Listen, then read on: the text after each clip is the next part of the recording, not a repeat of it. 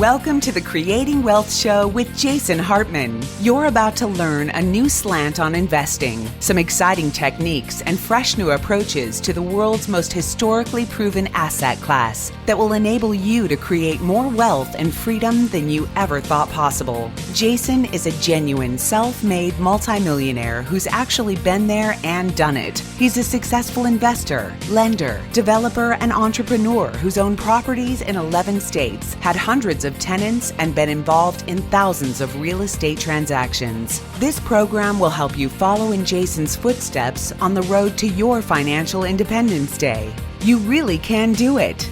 And now, here's your host, Jason Hartman, with the complete solution for real estate investors. Welcome to episode 1535. Many have postulated about the different shapes of the recovery. And what these all refer to is if you're looking at a chart. Economists like yours truly spend a lot of time looking at charts, graphs, and data, and trying to make sense of the world and what's going on.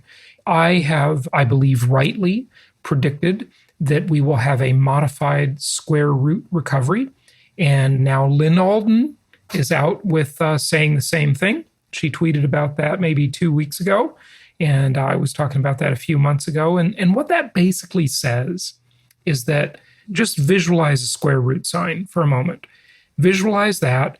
It's got things moving along in a horizontal line. Then it goes down into a valley, a V, kind of a V shape. And then it goes up.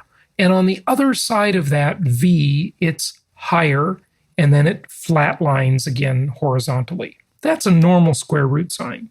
Well, what I said was it would be a modified square root, meaning that we were going along horizontal line, and then we go down, and then we go up again, but not as high as before.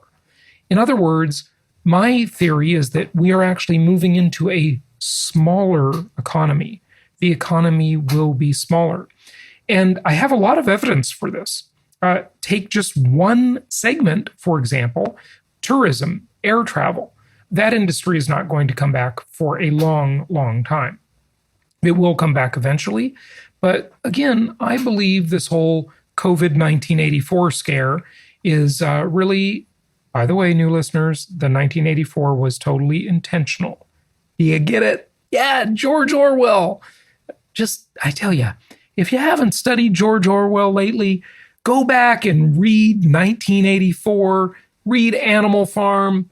This is the kind of stuff nobody reads in school anymore. It used to be standard reading years ago when I was in school. I used to see people carrying these great books around and hopefully learning the lessons so we would never go there, but here we are, sadly, this Orwellian nightmare that we're in. Anyway, as we come out of COVID 1984 and the economy recovers, I think we'll recover into a smaller economy. And that's my prediction. Now, some people have predicted the V-shaped recovery. That's hopeful. The U-shaped recovery, where it bounces around on the bottom for a longer time. The W, where it goes up then down again. There's the swoosh, the Nike swoosh. Boy, Nike sure lucked out on that one. People think it would be a swoosh recovery. Economists are promoting their brand, their overpriced shoes. But, some have also predicted the K-shaped recovery.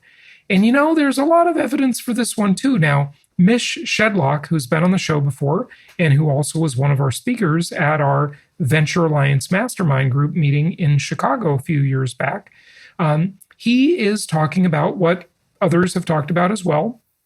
And this is the K-shaped recovery. Now, the K-shape doesn't really work on a graph very well, but just look at it like a K. And this kind of recovery is good and bad. It's very uneven, as I've said many times. This is a very uneven situation, and it's frankly very unfair. And the K-shape is where the professionals, the white-collar workers, the knowledge workers, the people who can easily work remotely because they're in the information age, those people are going on the up part of the K, that branch that goes up. their life has actually in many ways improved, or at least their economic situation has improved. And I know for me, this whole thing has been pretty good. I can't complain. So, business is good. People are buying properties. We've been remote and virtual workforce, my whole company, all my companies, since 2012.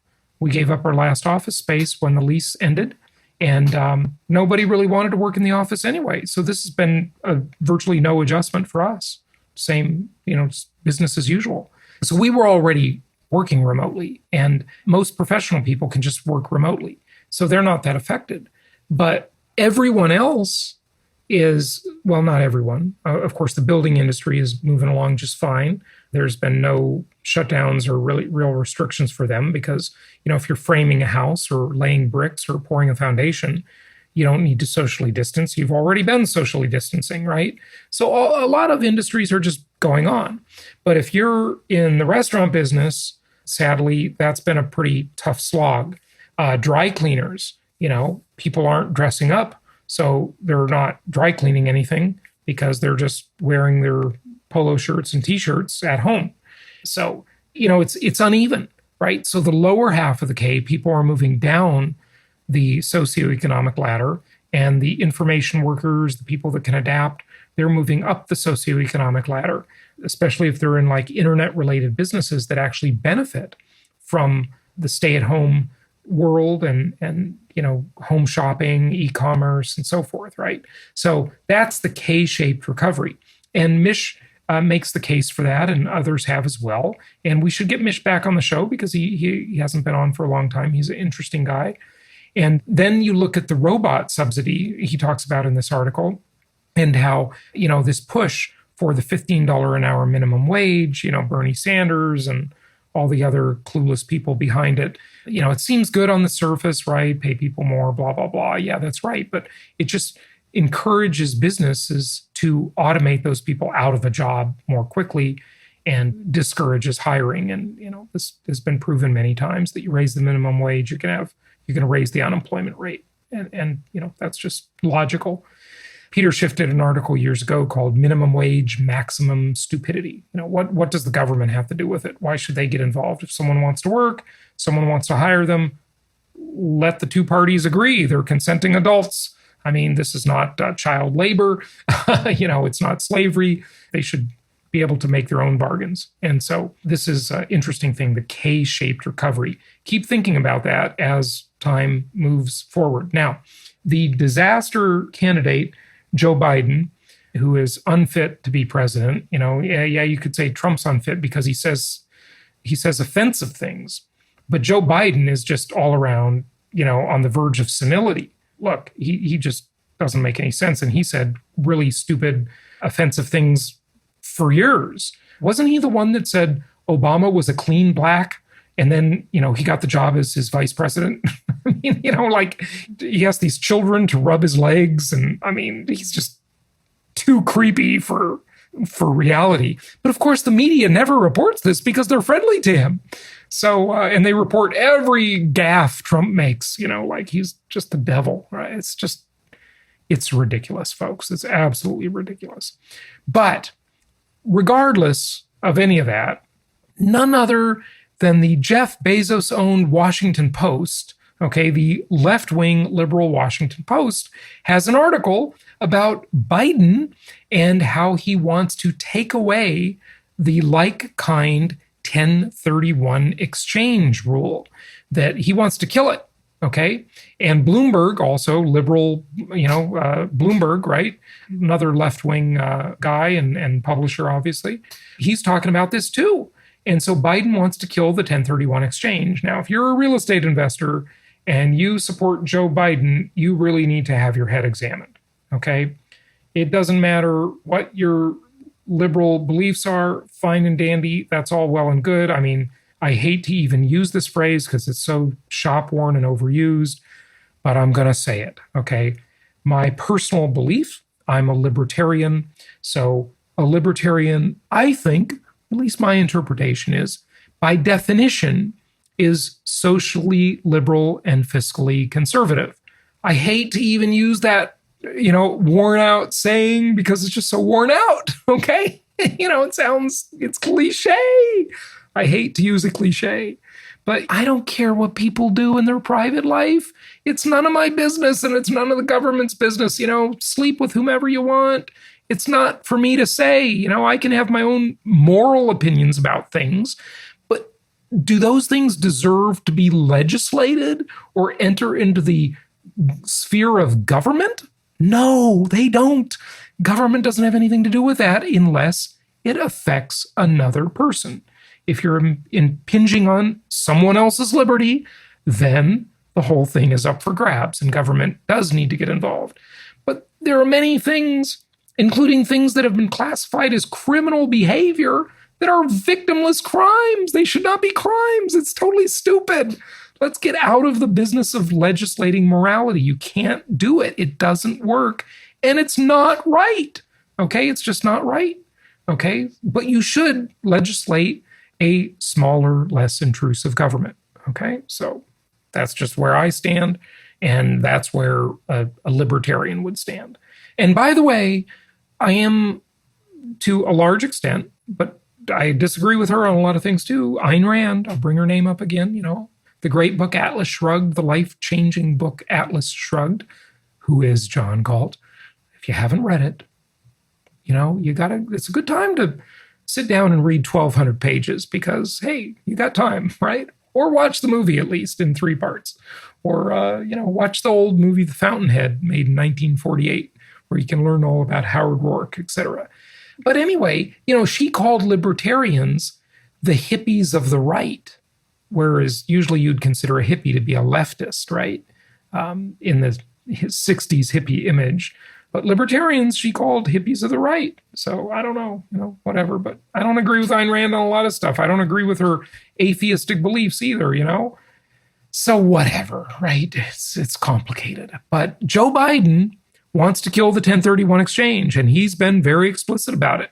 So what is it? Well, you know what 1031 exchanges are because you listen to this brilliant podcast. But the history of the rule is that it creates more liquidity in the real estate market. And this article in Bloomberg, in left-wing Bloomberg, says, the rule regulating a like-kind exchange, sometimes referred to as a 1031 exchange, for the tax code designation, has existed in the tax code for many decades. Until recently, the exemption applied to an array of assets, including things like industrial equipment and rental cars. So you could exchange rental cars. Congress eliminated that provision for most of the Tax Cuts and Jobs Act of 2017, and it was the Trump administration's signature legislation. But it left the door open for real estate. Now, Trump, love him or hate him, is what I have called our first real estate president. So how important is this to the real estate industry? The exemption is projected to save property investors. You ready for this? Okay, it's a big number. $51 billion in 2019, or between 2019 and 2023, according to Congress's Joint Committee on Taxation. It's not the only benefit in the tax code that primarily favors property investors, but real estate developers can claim write-offs for losses on borrowed money. They also get to claim depreciation on buildings, which, unlike farm equipment or factory machinery, generally increase in value. And that's the beautiful thing, by the way. You get depreciation as a real estate investor on appreciating assets, right? That's a beautiful thing. But we're not talking about that here. They're just mentioning these are other tax benefits, as we all know, okay? So, and then the article has to point out that Trump said he used depreciation to reduce his tax bill. Well, duh, of course. It's legal. It's recommended. It's the incentive the IRS wants real estate investors to provide rental housing, so they give us this incentive, and it's a beautiful thing. Thank you very much. Okay, why is Biden targeting this particular thing? Why does he have the 1031 tax-deferred exchange in his sights? Why does he want to kill it? Okay, with his AK-47 or his AR-15. Have to throw that in because, Biden is anti-Second Amendment. Okay. The next presidential administration will be looking for ways to raise revenue to fill budget holes created by the pandemic-induced economic slowdown. Biden says he wants to use the proceeds from eliminating the rule so he wants to eliminate 1031 exchange and use that money for childcare and elderly services. Targeting this particular loophole gives Biden an opportunity to try to embarrass Trump for avoiding taxes. I mean, this is only in this crazy leftist media world we live in could this be used to embarrass him. I wear that as a badge of honor. I've done many 1031 exchanges. It's a great thing. And I'm doing exactly what they're incentivizing me to do. And all real estate investors should. Guess what? What do property investors say? The article goes on to say, okay?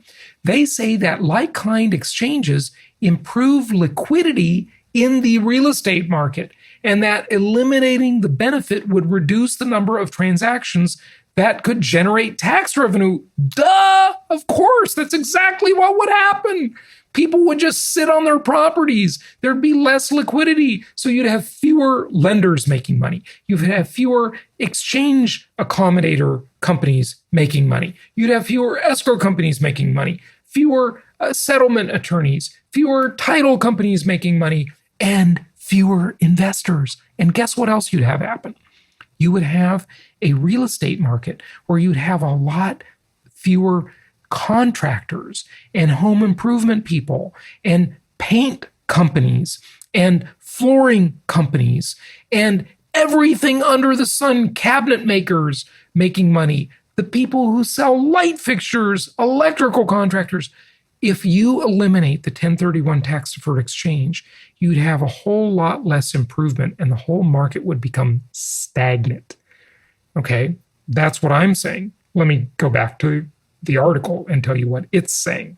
They point out that the industry is already reeling from the fallout of the coronavirus pandemic, which has shuttered hotels and shopping malls and led property owners to skip payments on billions of dollars in debt. Now, that's true in the commercial property side, certainly not true in the residential property. Over here, business is booming, and we all know that. But in the world of commercial properties like shopping malls, retail, hotels, and office properties, that is certainly true. So if you want to make a market stagnant, just increase taxes and take away incentives, and you'll cause stagnation. All you have to do to know this is true is look at stagnant Europe.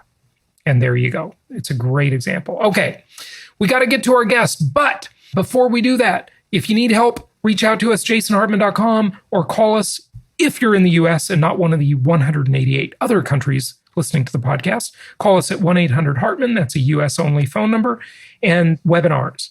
Asset protection, a lot of people have asked about that. Estate planning, asset defense. jasonhartman.com/asset. Check out our webinar running this week on that exact topic. And I know that many of you have taken advantage of our friend and bargain attorney offering those services. He's really done a great job and has really provided some great value for our clients. So be sure to check that out. And let's get to our guest. Let's talk to R. Christopher Whalen as we talk about Inflated.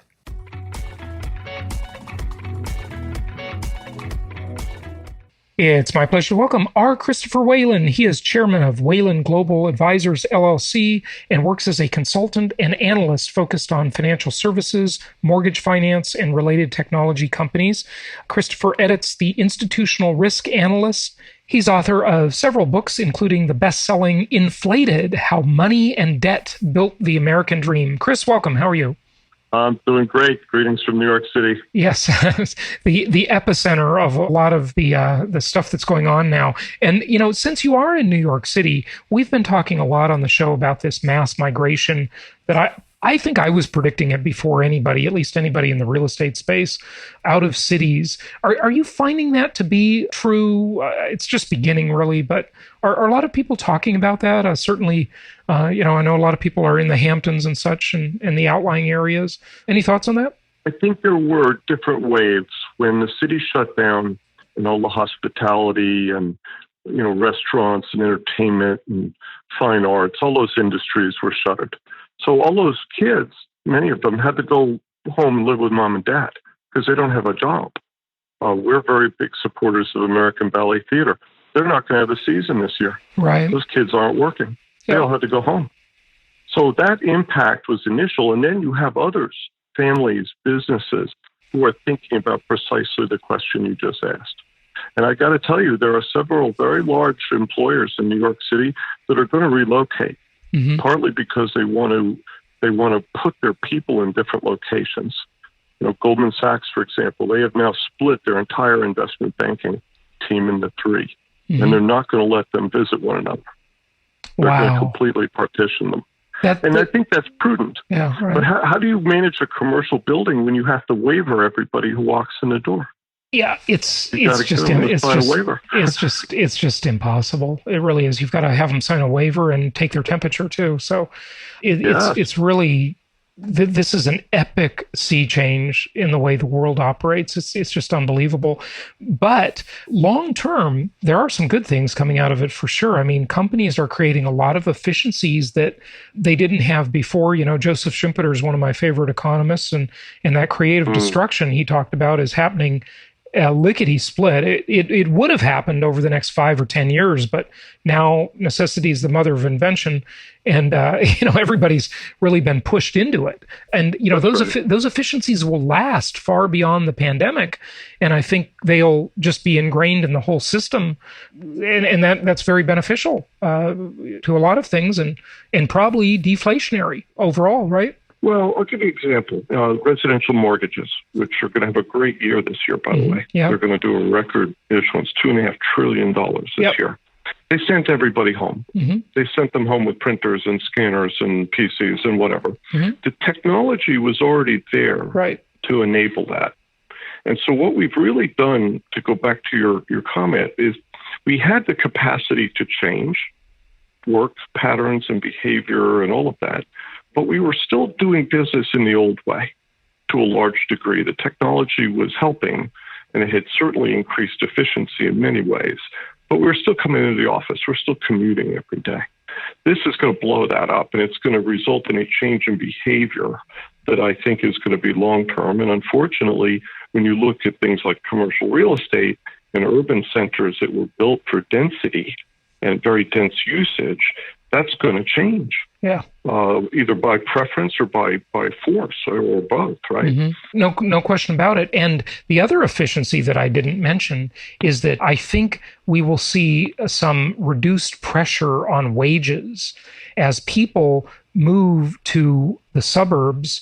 They'll find their cost of living drops. And of course, employers will take advantage of that by, either freezing salaries or even lowering them. Maybe they give an allowance for a home office or something like that. But overall, I mean, think about it. I have many friends that live in New York City, young professional types, and, they're paying $4,000 a month rent. They got a 600 square foot condo or apartment they're renting. And, if they go move to the suburbs, for $1,500 a month, they can get a nice home in the suburbs with a yard and a 2-car garage and, 1,500 square feet for, $1,500. I mean, that's just a but you know change, what? The other side of this, though, invoking Schumpeter and other economists, is that, the Dutch built New York City as a grid for efficiency. Right. They wanted to pack as many people in as possible. If you read Giorgio's book about New York, the city at the center of the world. And that dynamic is important to commerce. It's very important to organizations. You can't run everything remotely. I agree with you. I think it's a high-tech, high-touch combination. Yes. That's the best, But for the rank and file, I mean, if I have to train people, if I have to supervise people, it loses something. It does. Along the way, I think. And conferences, too. The conference business, it does lose something, but it gains some things, too. So, yes. It's a mixed bag. Much better quality of life if you have a family and you don't have to commute every day. Right. I think what you'll see, by the way, is they're going to rotate people in and out of offices. They're going to give them the choice to come in when they have to. I work on a trading floor with some of my colleagues, so we're spaced out. That's fine. Do I have to be there every day? No. Definitely not. Yeah, right. And I think that's what's going to happen because of liability. How can employers and buildings and cities deal with that aspect of this? They really can't. Yeah, I've really been puzzled about that one. And you mentioned, you come into the Goldman Sachs building in New York City, right? And you got to sign a waiver. I mean, are you kidding me? But, I don't know how trial lawyers could even substantiate liability for catching coronavirus. I mean, how can you prove where you got it or didn't get it? That just seems impossible to me. Well, fortunately, the courts are closed, so we don't have to worry about that. Right. Well, they're reopening, but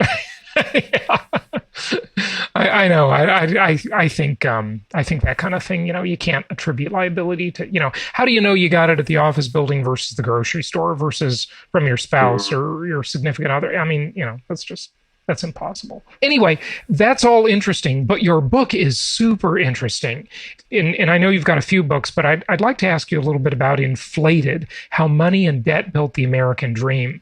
This is a fascinating topic because what I love about your book is you really look back into a longer historical perspective. The Bank of the United States, free banking and private money. Many people don't really even think about it, but before a little over 100 years ago, we had some other versions of central banks, right? Tell us about that history and how Lincoln was a money printer and then bring us up to the robber barons and the Gilded Age. I was watching a really interesting little documentary about Andrew Carnegie last night, so this is fascinating. Well, when Abraham Lincoln took office, the U.S. government was broke. The soldiers were headed home because they only served for a set period of time. So he had to figure out a way to finance the war.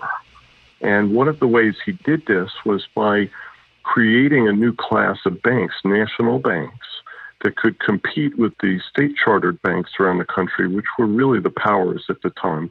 And they did not support the war, by the way. The bankers in New York and Boston were very happy with the slave trade and the cotton trade, and they were not at all supportive of Lincoln. So national banks were able to issue paper currency that was partly levered by having treasury bonds in their vault. This was something that state-chartered banks could not do. State-chartered banks had to have gold in the vault, and then they could issue paper.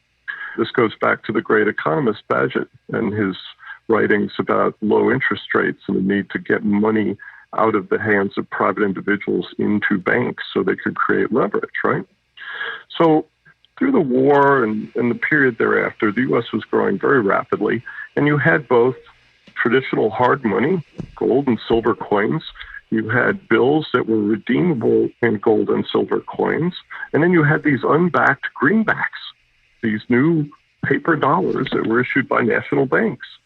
And these circulated for a while. They were at a deep discount to hard money after the war, but then they traded back to par. And just to make sure, just to make sure we catch this, Chris, what is hard money? Define hard money, if you will, for this conversation. It has different meanings. Well, traditionally, it's gold and silver coinage. Okay. You could even count platinum today, I think. Okay, sure. And would you count the silver certificate? Yes. Yeah. Yes. Okay. All right. Yeah, because it was exchangeable. It could be paid at the option of the holder in hard currency. Uh-huh. That has now gone away. Right. FDR's seizure of gold in the 30s, other changes in the laws have slowly but surely detached money in the sense of legal tendered dollars from precious metals.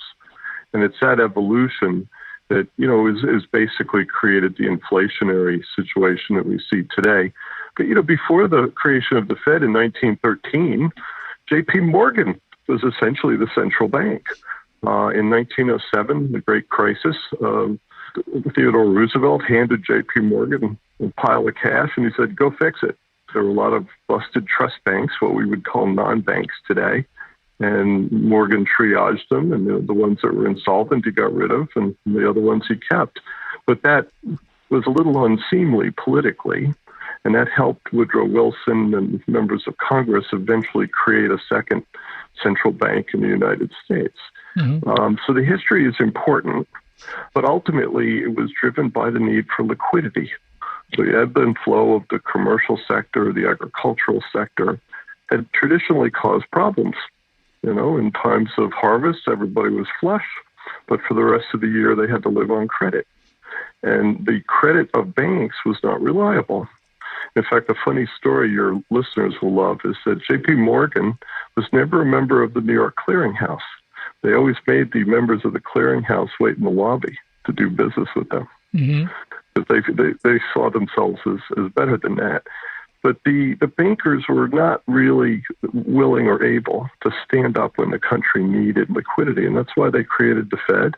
And that's why they created many other agencies during the Great Depression. All the housing agencies, all of the Small Business Administration, all of these came from a need to somehow put more juice in the system to prevent contagion and prevent, as my dad would tell us, to keep people out of the streets. Okay, so he grew up in the 1930s. Right.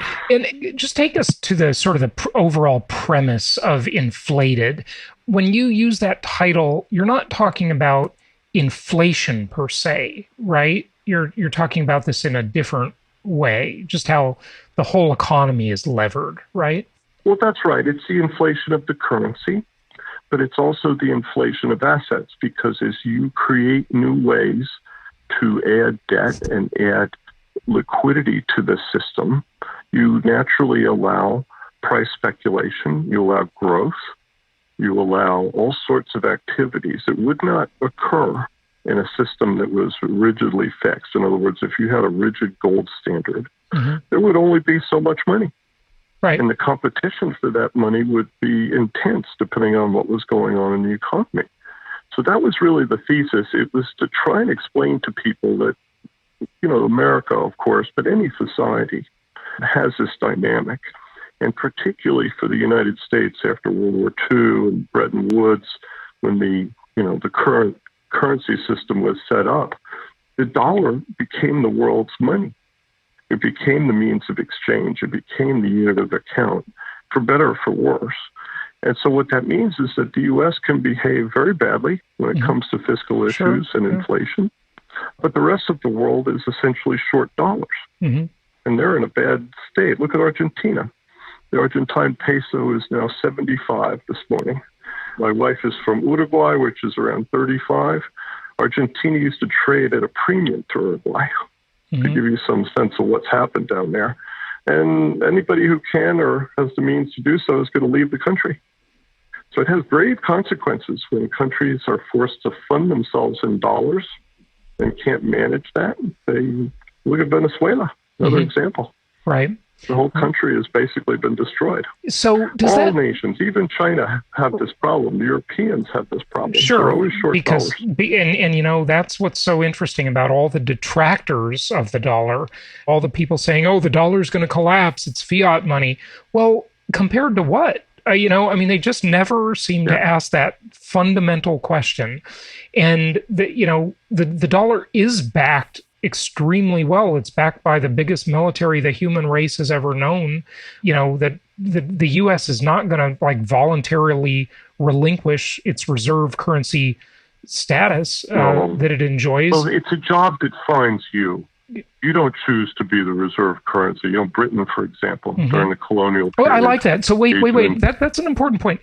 It's a job that finds you. So meaning that the U.S. didn't volunteer to be the reserve currency, or the dollar didn't, volunteer. The world found it and said, this is the best thing we can find. So you were talking about Britain. Go ahead. Well, the rest of the world was bust after the war. The most European countries, they were in horrible straits. And you're talking World War II, of course. That's right. Yeah. And I think to some degree after Korea, but really World War II. And we spent the money, we lent the money, we forgave money to get the world back on its feet. And those countries, in turn, traded with us, and they accepted the dollar as the means of exchange. So was the Marshall Plan really? The dollar's big. Was the Marshall Plan really like a great business plan to create the almighty dollar reserve currency? That's interesting. It was, but they didn't see it that way at the time. I don't think Americans in that era realized what they had happened upon. Right. I don't think they kind of knew that they had taken over for the British after World War One. The Brits were broke, and they handed us the ball and said, "Here, you're now the world power." But it was only after World War II when we did rebuild Europe and we did rebuild much of Asia that we took that role. And as I say, it evolved over time. It wasn't automatic. Mm-hmm. But today, the dollar is the only currency that's big enough to support global trade. Right. You can't do it in euros or yen, and those are the only two alternatives. The ruble, no. The Chinese currency, absolutely not. So, we are the de facto means of exchange and unit of account for the world. Are we a store of value? It depends. It really depends on the perspective, but I would say no. I think the dollar is the default means of exchange, unit of account for global trade, global investing. Yeah, very interesting. Very interesting. Where are we now, and what can we expect in the future? I've long said that I think the dollar and the U.S. government can just sort of continue to defy gravity in that they can keep creating more money, keep doing bailouts, everything from the stuff we saw during the Great Recession to, now the PPP and all the rest. Are there any consequences, or is this just sort of like this fantasy land where they can just create more money and just have more bailouts? I think the first consequence is that we do have real inflation. The statistics don't measure it very well. I agree. But from the perspective of an individual, mm-hmm. prices are pretty consistently going higher. Mm-hmm. And this is partly because the Fed has decided that deflation is bad. Mm-hmm. They don't want to repeat that. So they are constantly injecting funds into the system. Now, since Ben Bernanke and Janet Yellen were on the Federal Reserve Board, we've adopted this thing called quantitative easing, when they basically buy bonds from the banks and thereby inject cash into the system. The trouble is you can't go back. So today we have $7 trillion in the system open market account. And I would tell you that the Fed is not going to be able to let that go down very much. We learned in 2018, 2019, that when we let the balance sheet shrink, bank deposits shrink too, and liquidity in the money market shrinks.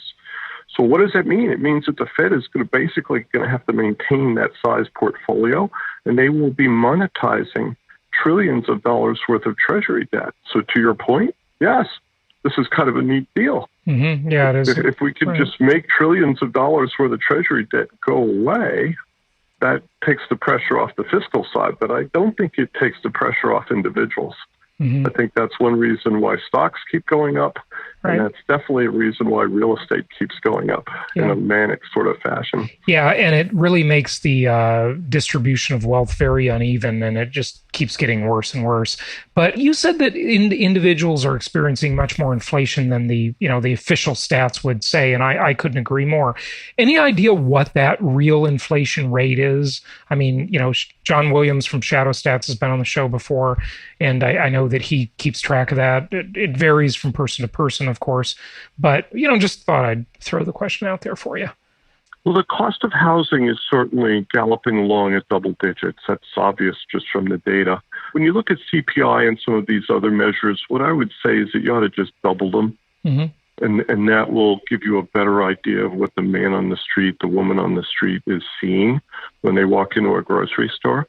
There's all sorts of indexes you could use, but I think, when you increase the amount of currency in the system, it does have a long-term effect, and it forces people, the competition for assets, whether it's for investment purposes or just a place to live or work, intensifies. Mm-hmm. And even though rates are low, that doesn't seem to be helping a whole lot. It helps debtors and it helps indebted governments, but it doesn't help people who save.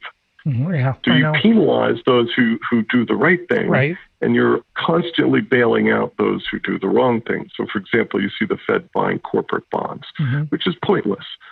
Buying somebody's existing debt is not going to help them if they're insolvent, Mm-hmm. Yeah. But explaining this to people on the board of governors is difficult. I do try periodically. Right.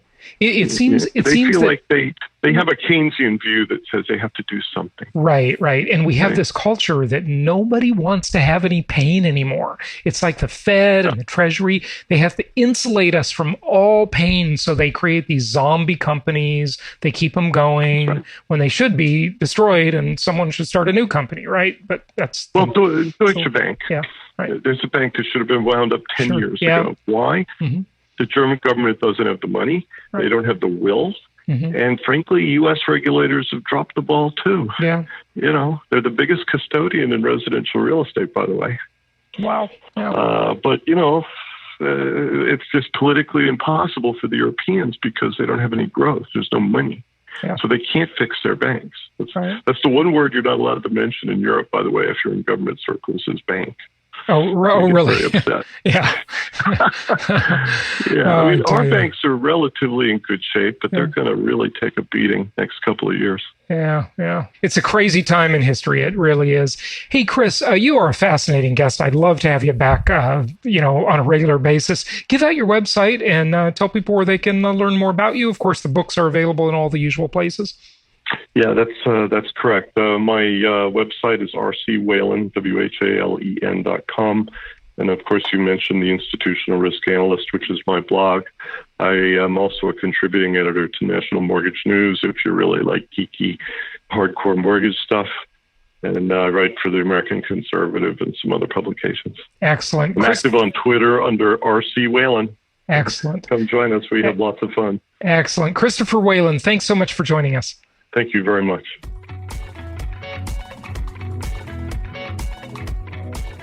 Thank you so much for listening. Please be sure to subscribe so that you don't miss any episodes. Be sure to check out the show's specific website and our general website, hartmanmedia.com, for appropriate disclaimers and terms of service.